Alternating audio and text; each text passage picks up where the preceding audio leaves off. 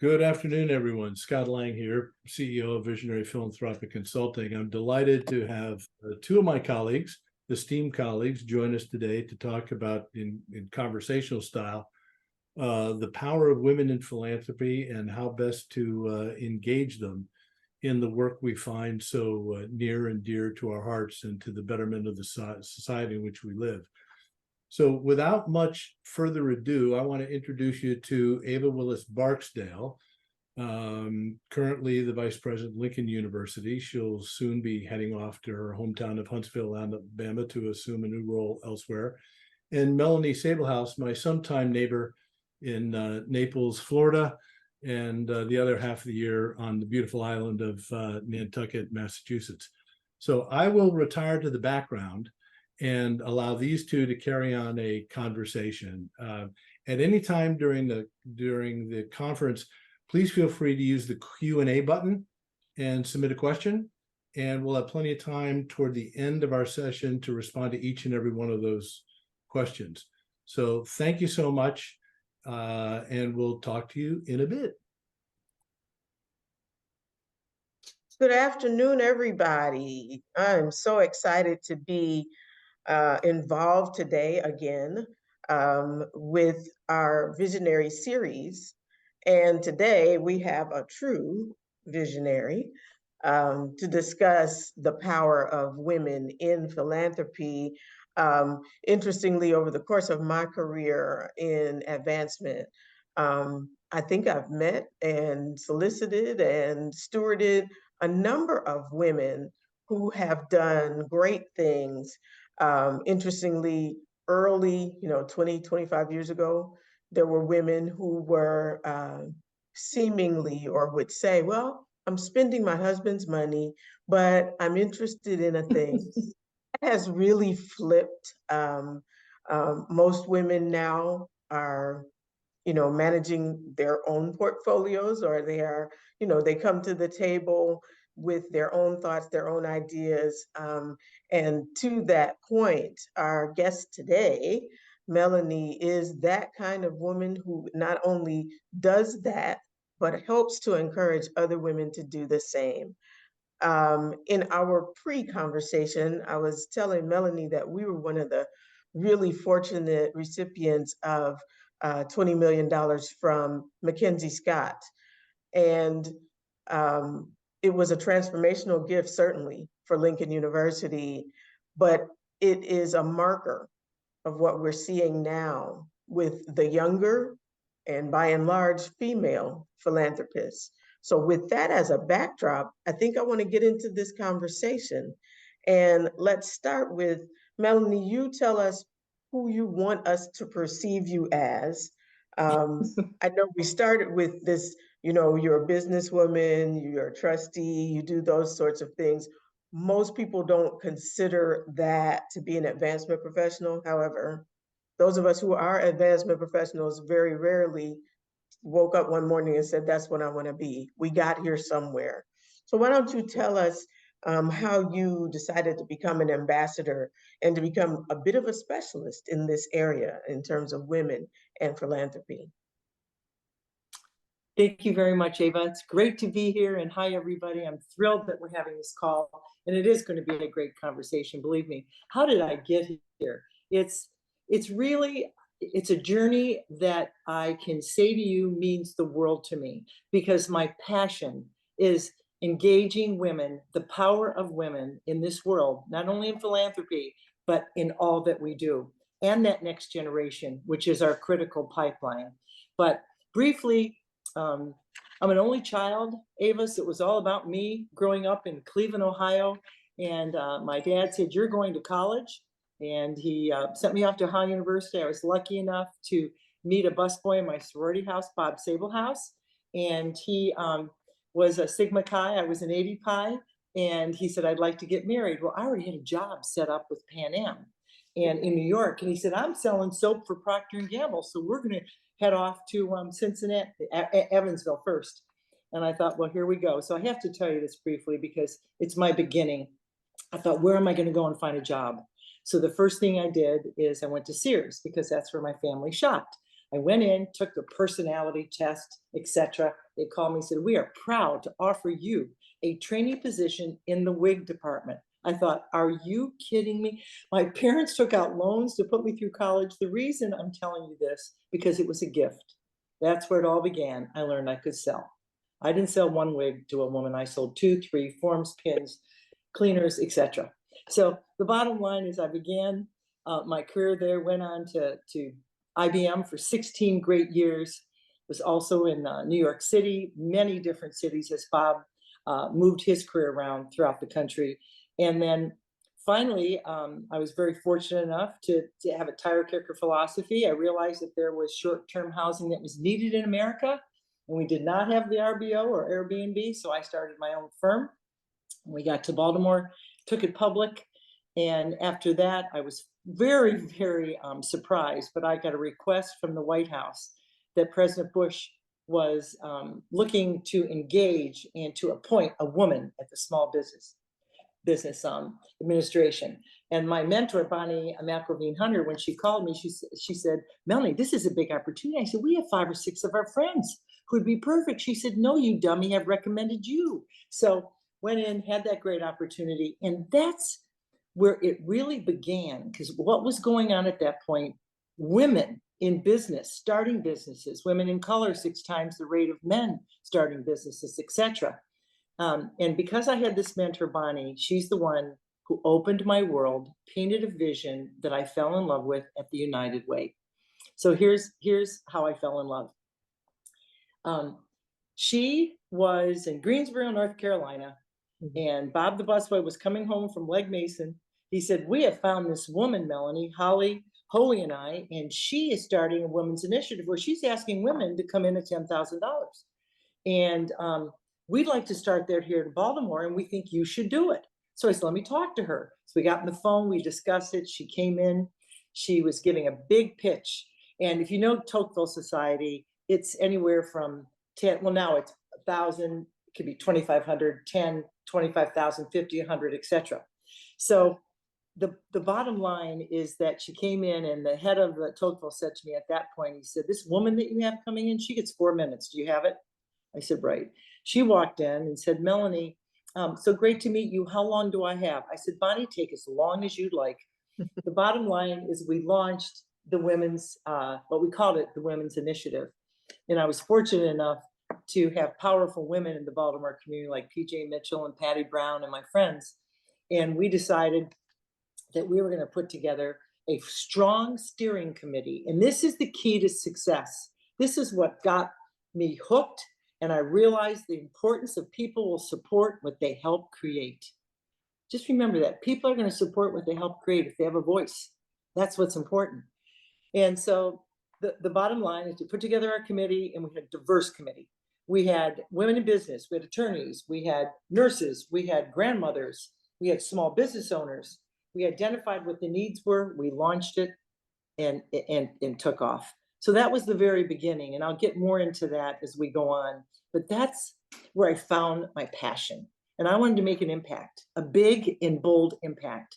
So I carried it forward. But that's enough about me right now. I'll turn that back over to you, Ava. Well, that was exciting. And I think that what all of us who are listening in or tuning in understand then is that you saw some opportunities and jumped at them. And you Yes. felt empowered to do so. And what we're hoping is that people on this call and who may, follow up in the, near future, understand that that's not, some people can do that easily, but with a little help, more women can do that as well. So I'm just wondering if you can tell us how you rolled that level of enthusiasm into co-creating the Women in Philanthropy programs you started with United Way. You told us about the United Way, but also American Red Cross, Boys and Girls Club, Women Lifting Women in Naples, and Women in Wellness at the Nantucket College Hospital. Thank you. I'd love to. I've got to start out with this. Just remember, the key to every one of you, I don't care if you have a staff of 2 or a staff of 35, It's the volunteer. It's the me. And that's why, Ava, when you started off saying I'm not an advancement consultant, I'm not. I'm a board member that was passionate. I saw if we collectively got women together, identified the need, mission, vision, everyone fell in love with it, we all had skin in the game. And I mean this, sitting around that table, I can remember it with Holly, PJ, a bunch of our women in that community sitting around saying, this need is critical. What does it cost to fix it? How do we get engaged? Now we're all in it together. So the volunteer is critical, as is the staff, and that relationship has to be key. But let me tell you why women, and here's why you start a women's initiative. That is, women are the fastest growing segment of the US economy. Ladies, you are the economic powerhouse of the 21st century. The way you act and the way you feel is the way America is doing business. Corporations watch us. They see our influence in what we do. Women are starting businesses at twice the rate of men. Women of color, 6 times the rate of men. Now, this is very impressive. That's why at the SBA, President Bush said, put that money in the women's pocketbooks and let's get them to create jobs. And so that was like the beginning of the corporate world for me.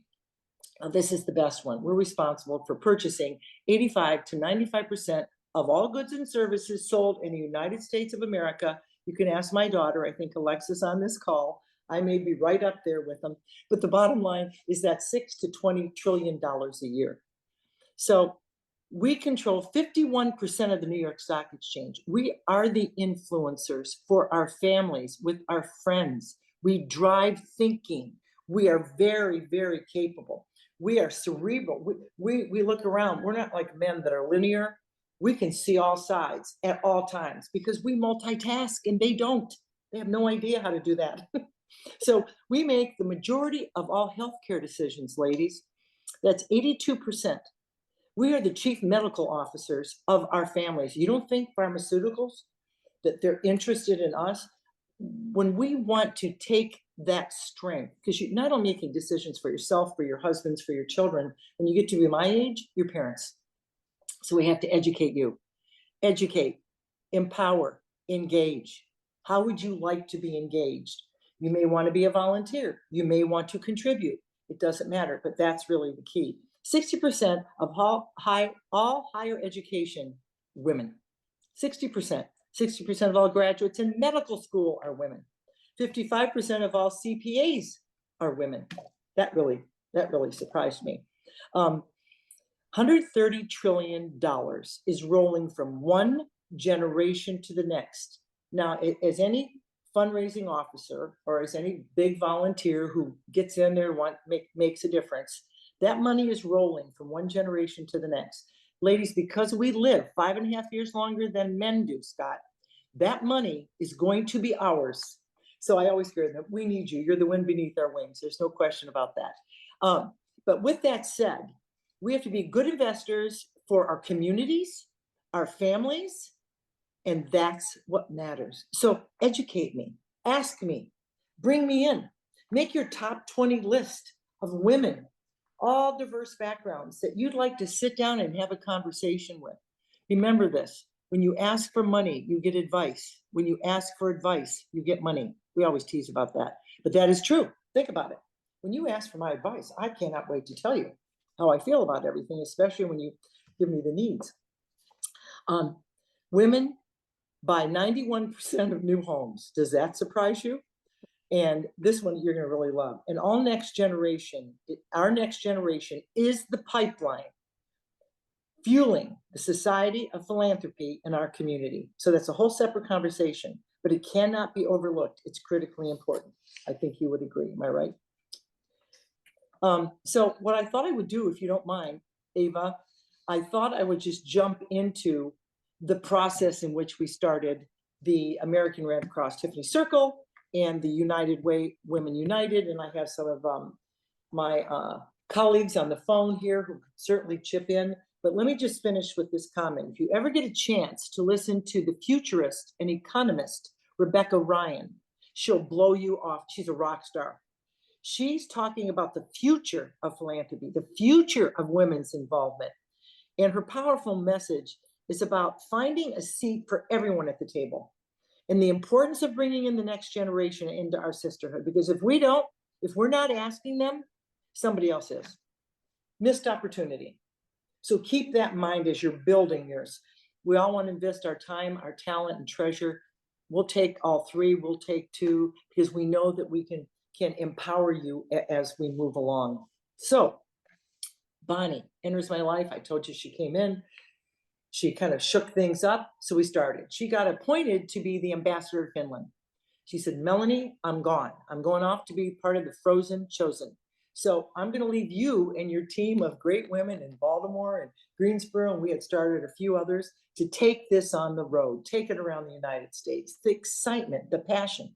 We had a game plan. We had a focus. It was critical that we had the right leadership in every single community. And every community has different needs. In Baltimore, we had 3 pillars. We went after that. What's it going to do? We wanted to invest. Please, ladies and gentlemen, don't use the word donate. We invest. Changing a life, saving a life, lifting a child up to their potential, feeding a family, putting our arms around people with mental illness, whatever that is that we're doing. We do it by investing, and we want to see a return on that investment. So what we did right away is start telling our stories. We'd have events around the city at girlfriends' homes. We'd have 20, 30 of us. We'd talk about what our mission and our vision was. And you know what? You'll love, and if I don't know if Holly's on this call with PJ, what we did at the end of every single session, we stood up there, we had a client tell their story. The next move was me or whoever was making the ask. We'd look everybody in the eyes and say, based on what you just saw with Cynthia, she was able to complete her high school education, find a home for her baby. And now, just so you know, she had a 4.0 a cum in college. So thank you. Because of you, you made that difference. Will you join me right now and participate with us to make this impact? And then I don't say a word. That was my wig salesmanship training. Don't, after you make an ask, just look at them with your smile. I'm being honest with you. Let them think about it. If they need more information, we'll get back to them. Okay, so we set our goal around the country. We set up what we called the Women's National Conference, which was women from around the United States that were all on a panel, and they could best practices and share, etc. So that was really, really important. So here was the mantra. Starts with putting a vision in front of people. This is what we did at United Way, that they fall in love with. The second thing is people will support what they help create, skin in the game. If you want to name what your organization is, we ended up changing it to Women United, but you name it, you own it, it's ours. Sustainability, stewardship, we all know the critical part of that, 87%. Now that's remarkable. And we found in many cases, we had a lot of pushback in the beginning. Oh, I'm not going to give another 10,000 and I'm doing, we found out that once the movement started and we started making headway in our community, everyone wanted to join us, except a young woman came up to me. We always invited everyone to our events, young women, young professionals. She said, Melanie, I don't have $10,000, but we have $1,000. And she said, we'd like to start a group. We have 30 of us. We can be called Wings, Women's Initiative Next Generation. This was 1996. This smart young woman came up to me. And she said, we'd like to have our own infrastructure, co-chairs. We'll have our own goals. We will raise the money. They did it differently. What they did is they, for example, had a fashion show with the Ravens football players. And then they would have their husbands do a pub crawl with them, or significant others. They involved their children for events. And it was all about doing a sensory garden for disabled children. And they overachieved their $70,000 goal. Now that is results. The pride they had being there with those children, bringing them in. So that next generation, I just want you to know, has been the pipeline. But boom, but boom. And now those women who were 1,000 went to 5,000, 10,000, 25,000. And I believe most of our communities have even close to 500,000 to $1 million annuity because of sustainability. So think of that as your building. So never miss the opportunity to make an ask, ever. You do it from your heart. Best to have a client with you so they can tell their story, puts a face on who you are, and then you go ahead and you make that ask. Think big, think bold. We don't think small, ladies. And if someone tells us no, what do? We figure out how we're going to get them to tell us yes. So now I want you to fast forward to 2005, when Bonnie becomes the chair of the American Red Cross, the greatest humanitarian in the organization in the world. She asked me to be on the board. I went, absolutely, what an honor. And I actually had a seat, she never sat in it, next to Condoleezza Rice, because we had fabulous women in government and around who were on our board, certainly because of Bonnie as well. But anyway, she said, we have a $209 million deficit. 209 million. I said, what, the Red Cross is in the hole? And she said, yes. People can't be generous enough when there is, a disaster, but we don't have a non-episodic fundraising program. Let's consider starting our women's movement. Elaine Lyerly, who was on the board with me, who, by the way, now heads up global, all of our volunteers globally that are part of what we call the Tiffany Circle. We got together, we sat in the Board of Governors Hall, we brought in a bunch of smart people, different interests and backgrounds, and we said, all right, how are we going to do this? We used the same model as the United Way. We rolled it out, tweaked it, of course, to make it ours. What are we going to name ourselves? We're looking at these big Tiffany windows. We went, Tiffany Circle, got a charm bracelet, all kinds of charms. So what the cool thing is that, we have 1,400 members, $240 million and growing globally, 6 countries. It's what's impressive about it is that this took us to new heights, having a global concept. We did a summit in London, brought women from around the world. So thinking bigger, expanding it bigger, they wanted to be part of who we were. And then just to move on to 2 things. You look at healthcare, we make the 92% of all healthcare decisions. And oh, by the way, where 95% of us are the caregivers. A lot of responsibility that is put on us. We have to educate, empower, and engage these women. So when you look at, I sit on the board of Johns Hopkins, when you look at that board, some fabulous women many years ago. So let's start a woman's journey. We need to be educated on health, on cancer, on heart, on Alzheimer's, on bones structure, etc., hips, knees.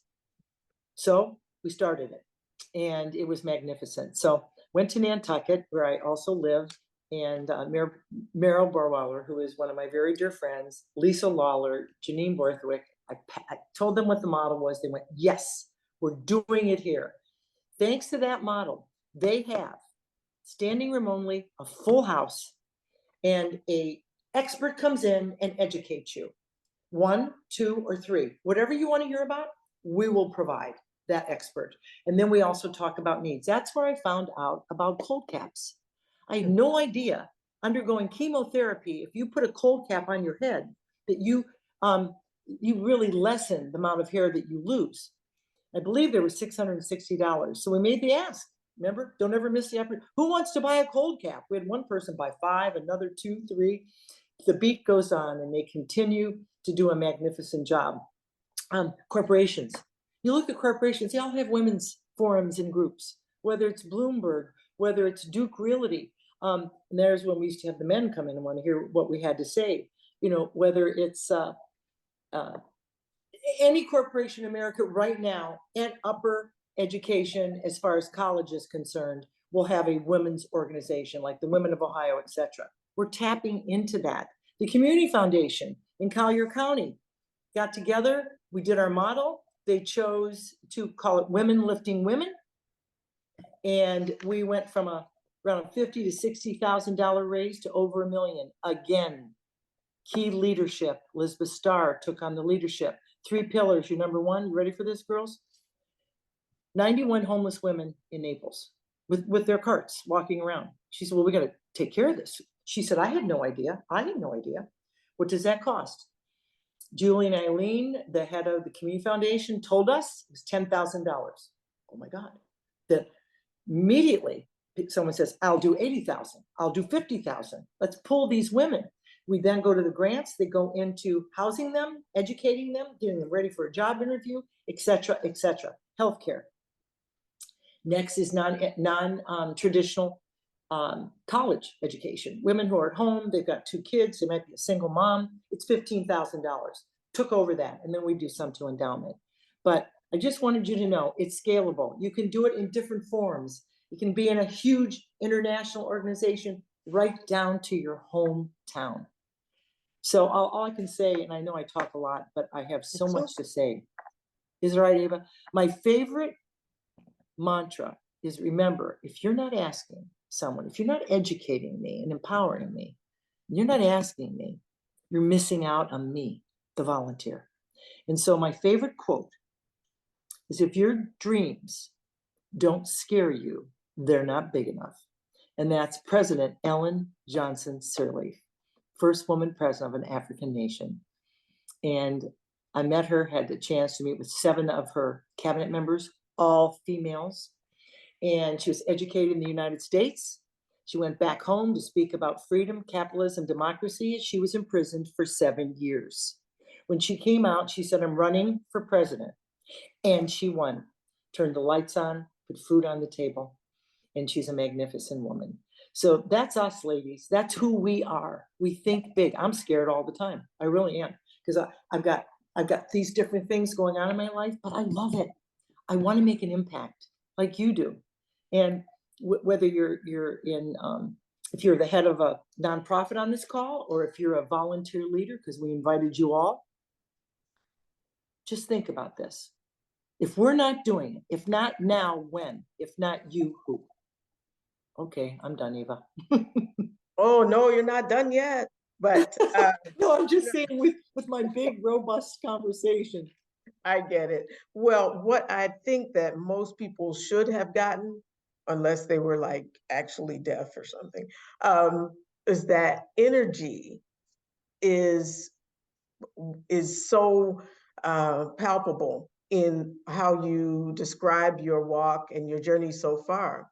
But you also noted networking, and that you network with women and others, but women who you know are going somewhere.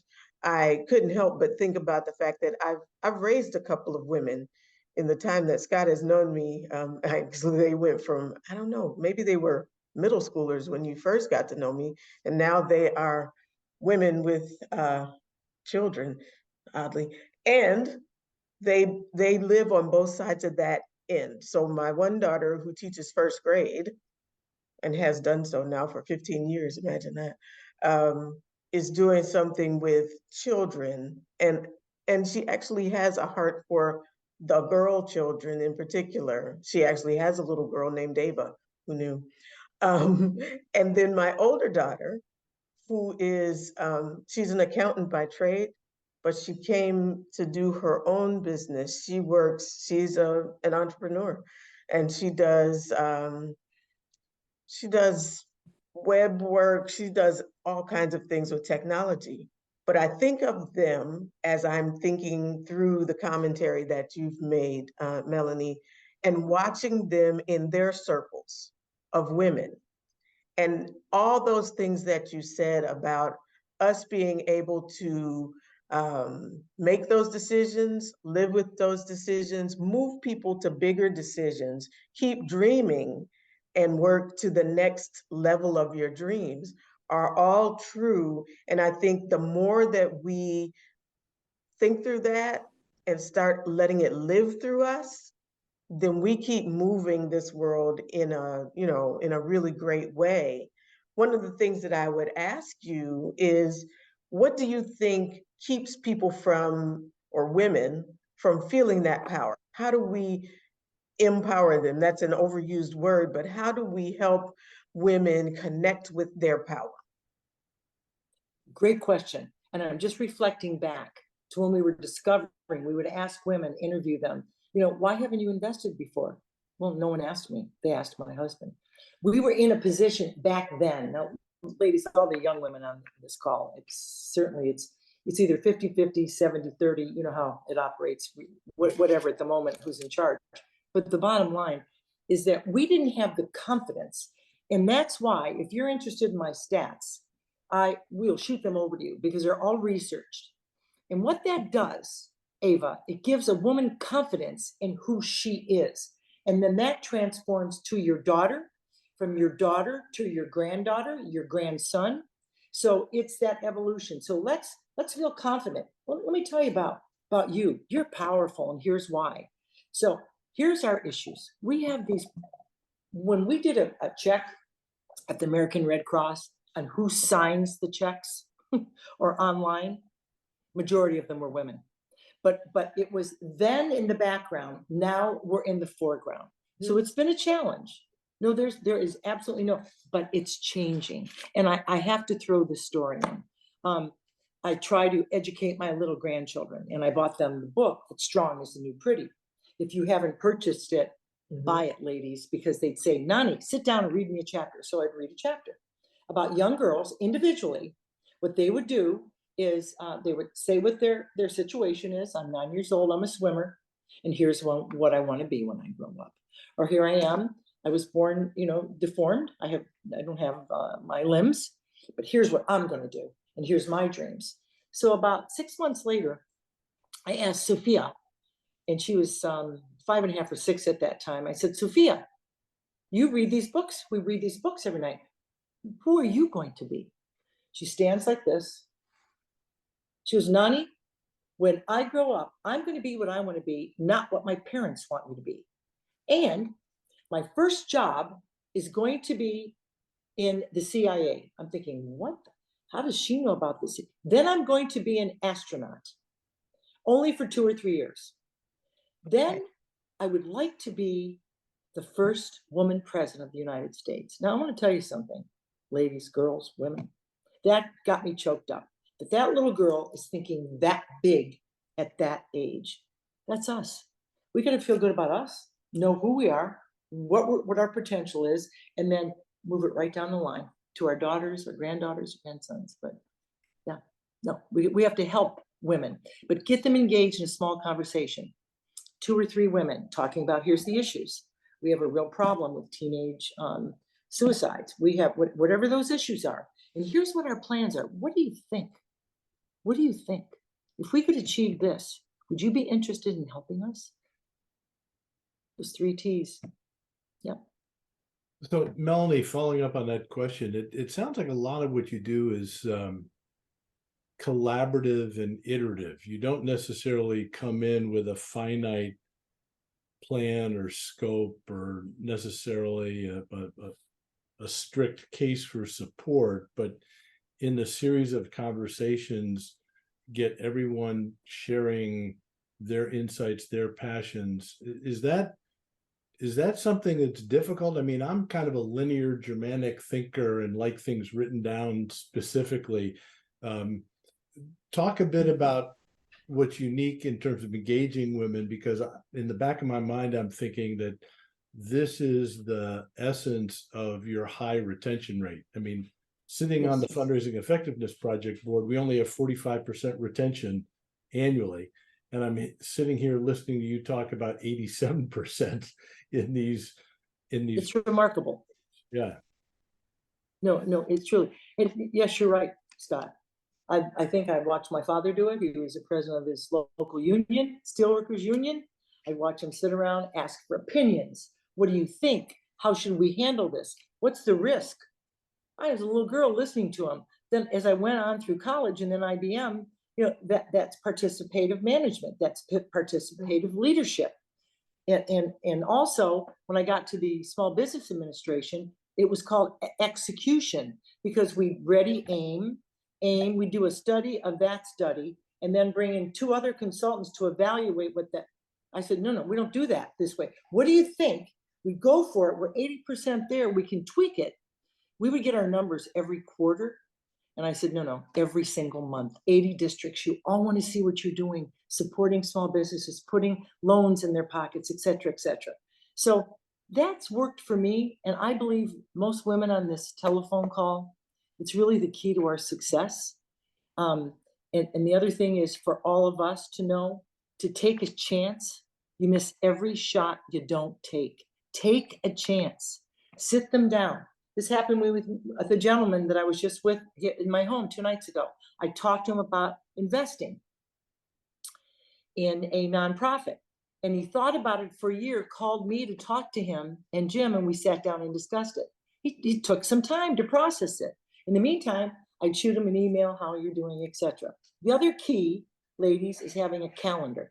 This is what we learned right off the bat when we created the Women United. A calendar of events. I might not be in town January because I'm traveling. I'll be there February. I can do March, April.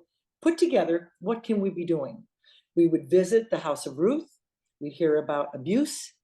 We were educated by experts, and we made our ask. The next time we all got together at someone's home, had cocktails, brought in a client, made an ask. We were always educating, always networking. So we had an 87% retention. If you let me go and I don't hear from you, well, guess what? Star Ability has just called me. Or the Alzheimer's Women's Movement has just contacted me. And I would say when I make an ask, I don't need to be your number one investment, but I'd love to be in the top 3. Absolutely. Because we all have our schools, am I right? You know, and then maybe work my way up to be your top. But your leadership, the women you bring on board, those make it happen women, you have to inspire, you have to educate. Let me roll up my sleeves and see what these issues are, and I'm going to jump in there with you. But be specific. Here's what we need to achieve. Do you agree? I think this is fantastic. What does this cost? Don't forget to put a price tag on it. If it's $800,000, if it's $554,000, if you need to hire a part-time person to even support this thing, what's it going to cost? Now, scorecard. Keep me posted. Everyone, boom, boom. I'm in, but I'm in. I love it. I think that, you know, a lot of people may be listening and they may be thinking, well, yeah, those things make sense, but they do make sense, but you have to really be consistent in doing them. Because if you're not, Yes.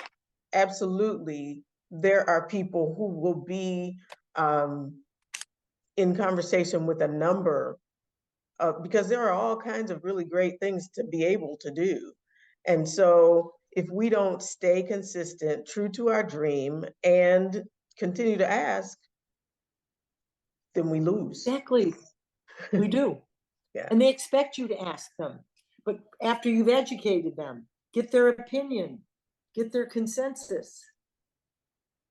I think we also wanted to make sure that we covered, you know, people like to use this phrase that does not really have meaning, which is work-life balance. But I think we wanted to know how you balance all of your endeavors, because you're involved with a lot of things. Some are very high level, some may be smaller, some may have more complexity. How do you manage, which I know sort of the answer is that women always do, but how do you manage balancing all of the endeavors that you're involved with, and even taking on new ones or developing people to take on those new ones?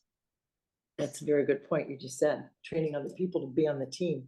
And all of us have to work on the work-life balance with our husbands, with our significant others, with our children, because we're all in this together. And that's why it's a team. I always looked at it as Team Sable House.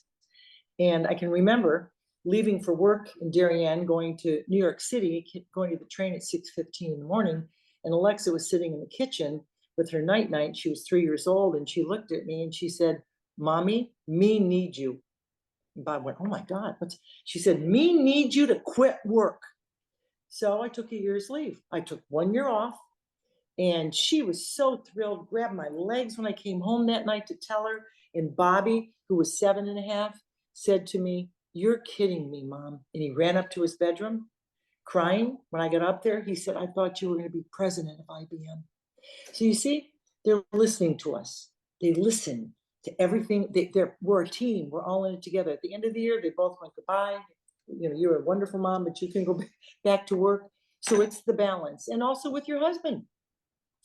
You want to be able to do the best you can be as a businesswoman, as a mom, and the same token, I felt it was very important that I made a difference in my community. And I think I learned it, Ava, from my mom and dad. I know my daughter has learned it from me, you know, because she couldn't afford to join the American Red Cross. At the 10,000, she went to the junior league.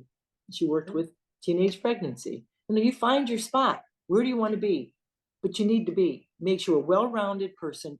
It makes your children admire you. You can participate with them together, but just watch the balance. You don't want it to get too out of skew.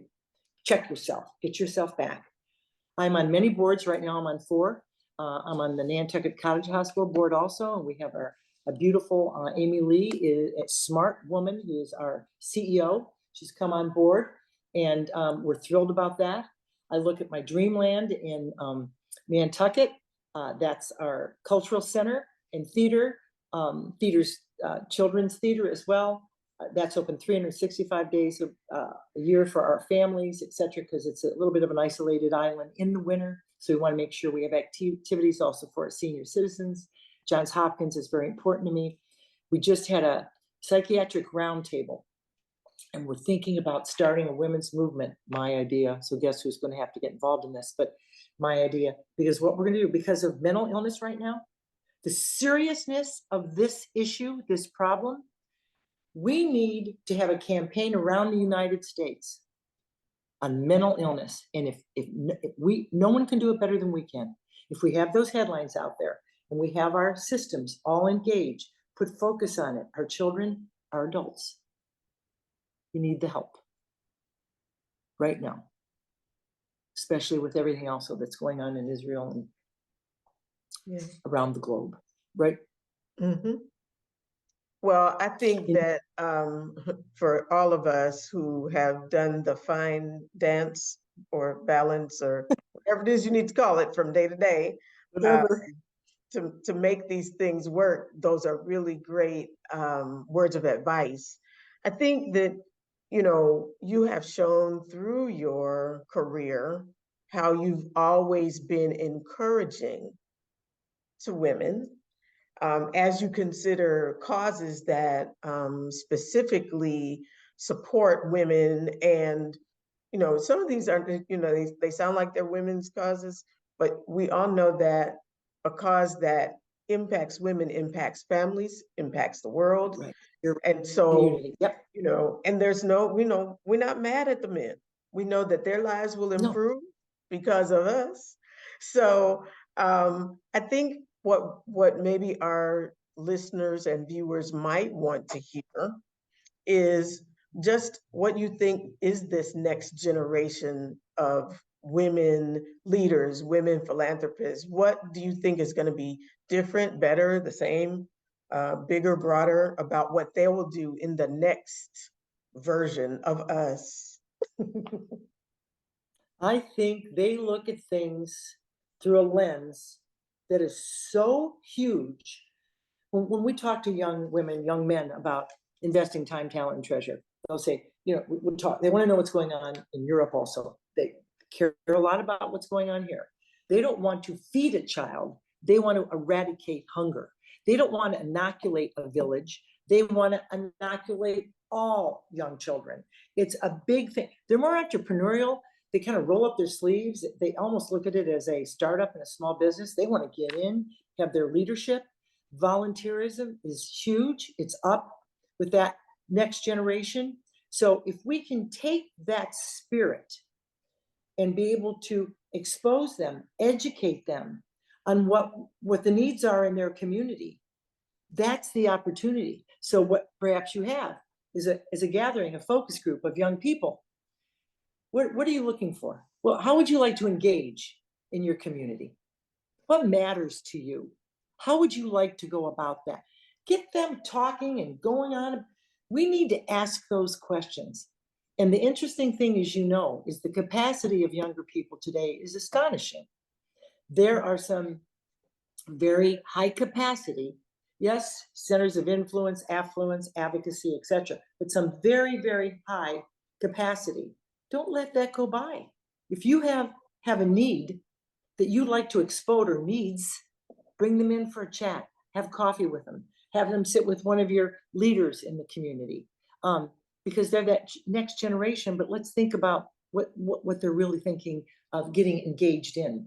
If you saw the picture inviting you to attend this session today, it was me standing in the middle of a room with women all around me. And I'm getting goosebumps telling you this because I made an ask. And it wasn't an impromptu, but it got bigger than I ever thought it could be. And I wanted to recognize, because of you ladies in this room, 450 women were in there. Because of you, we're able to achieve the boom, boom, boom, boom, boom. We have it up there, they can see it. I said, so I want to thank all of you for investing at this level. Would anyone else like to? When I got to the 200, the 500, and the million, and I'm not kidding you, Nancy Marriott is evidence, 1 million. 2 women stood up right then and there. So you know what? There's nothing wrong with asking women to stand up, raise their hand, instead of you got this little tent card, that's sitting in the middle of the table. You know what you need, why you need it. Bring your clients, tell their stories. Now ask me to please step up. There's nothing wrong. I love that excitement of being up and looking around to see all my peers. It's just something to think about. And I also, just so you know, I have the 6 steps, the power of women in philanthropy and how to launch the benefits. It's just my draft, but I just want everyone to know that I do have it and it is available. I'm glad that you went there. I know that you've covered a bit of that, but if you want to give any more texture to that while we have people on the line, that would be great. Okay. It really is almost everything that I've just said to you, which is fantastic. I know there's analytics also, and that's something, Ava, that you and Scott can talk about, but that's critically important. Some of our best campaigns, and by the way, when you do a women's movement, it's not a 1 year. It's every single calendar year, you are celebrating and asking women to invest in your women's movement.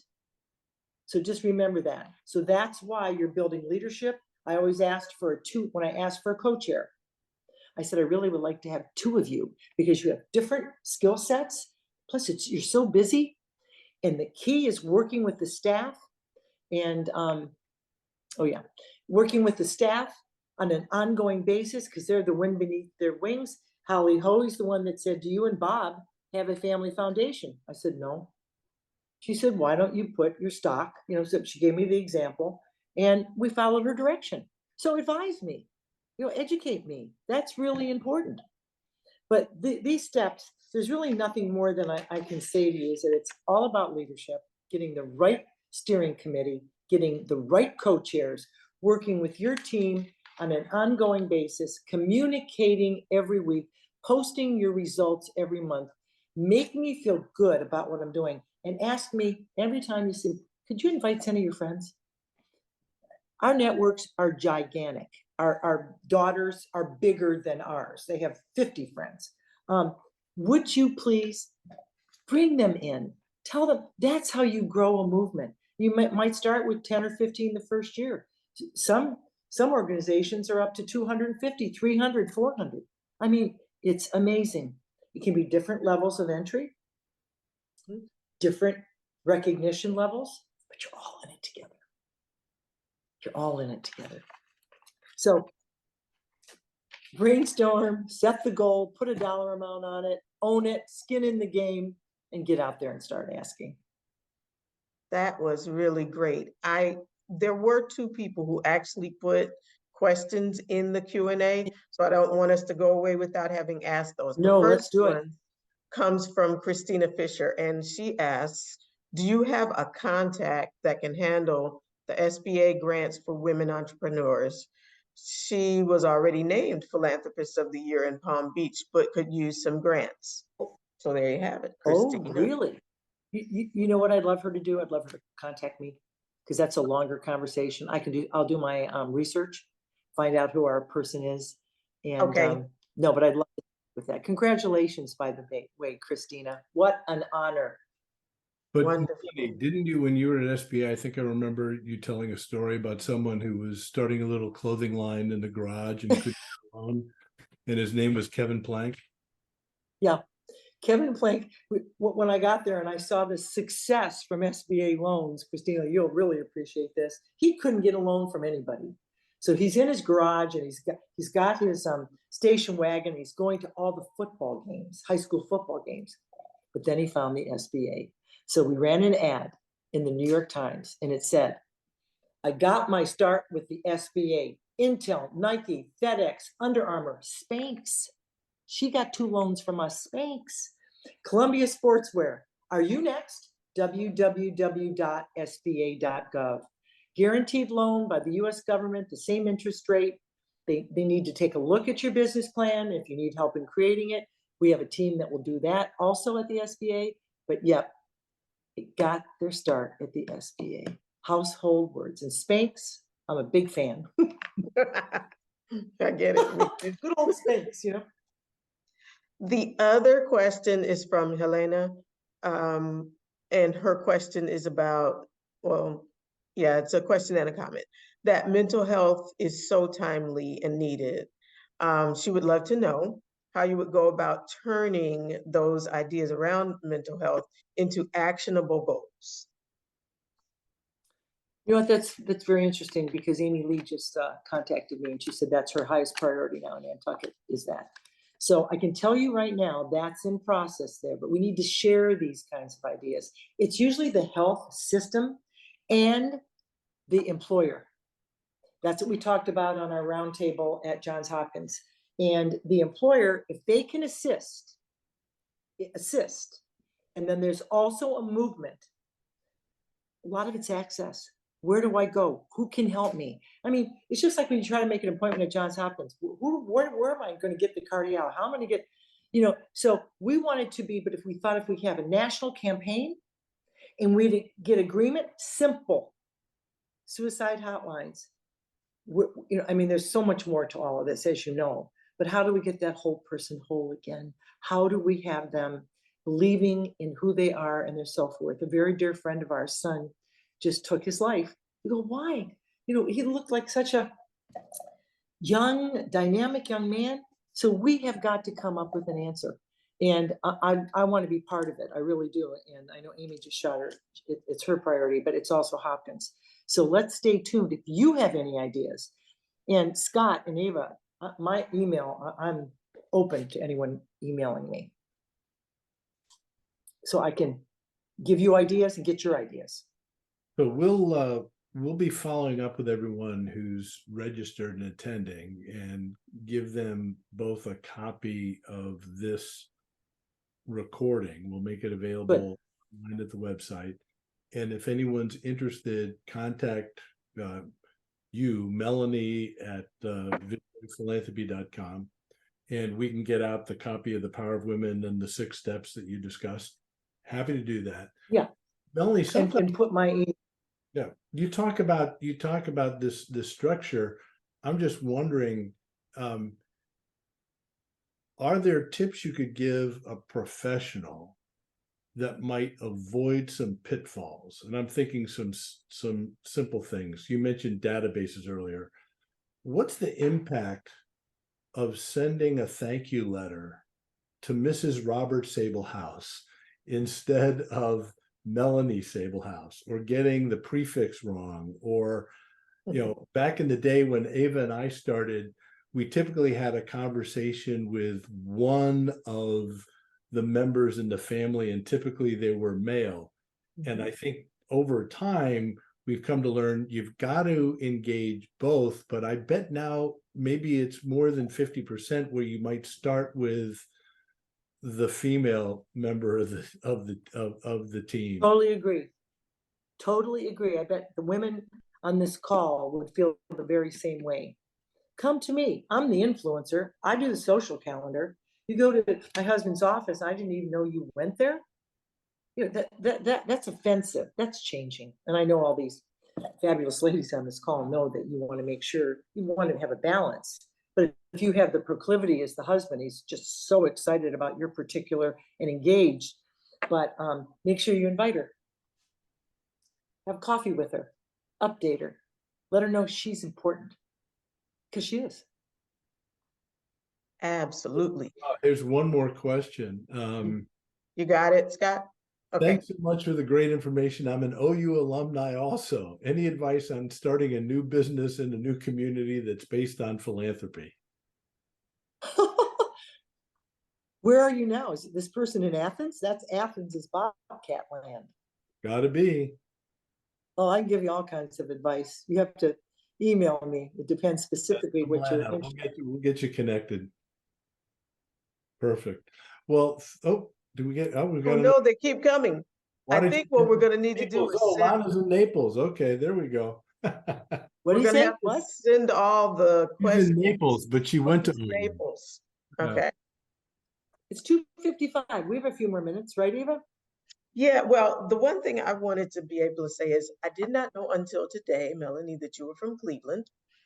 I am from Buffalo. Something about that steel belt, and getting there and work kind of thing. We were made into this, and so my dad said, yes, you will go to college. There was not like a real, That not that I was going to do anything other than that, but still. So I've just been so thrilled to be able to share this with you and with the other people, even if it was just me and you, because I think that some of the journey that we've taken is what brings us to this moment, but it really is a launching pad for our daughters and our granddaughters and our sons and our grandsons. And so I would hope that people can feel that enthusiasm from you, and that they can take from this conversation that there is so much more than they know that they can do. They just have to get started. So we're at 2:56. I want you to go ahead and finish however you want to finish. all right. The way I want to finish is my friend Bhavna said, my mother got her first loan at the SBA to start her company. See, that's goosebumps. 1970. That's goosebumps. That she got that loan and was able to develop a company, and that's really exciting. What I wanted to say to you, that it's important that, and these are just my last thoughts. It's important that you have a good social media and a great website, because you want to drive people to that landing page.